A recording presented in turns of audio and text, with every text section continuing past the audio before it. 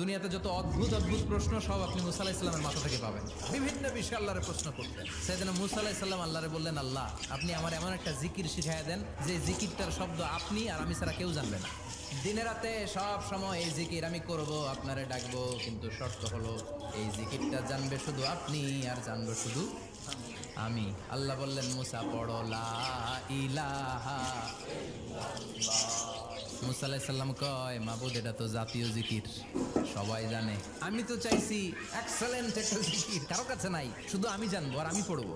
আল্লাহ বললেন, মুসা এই লা ইলাহাকে যদি এক পাল্লায় রেখে দাও, তাম বিশ্ব, সাত আকাশ, সাত জমিনটারে তুলে যদি তুমি আরেক পাল্লায় রেখে দাও, লা রাজাহাত কাফাতু লা ইলাহা ইল্লাল্লাহ, মুহূর্তের মধ্যে লা ইলাহার পাল্লা ভারী হয়ে যাবে।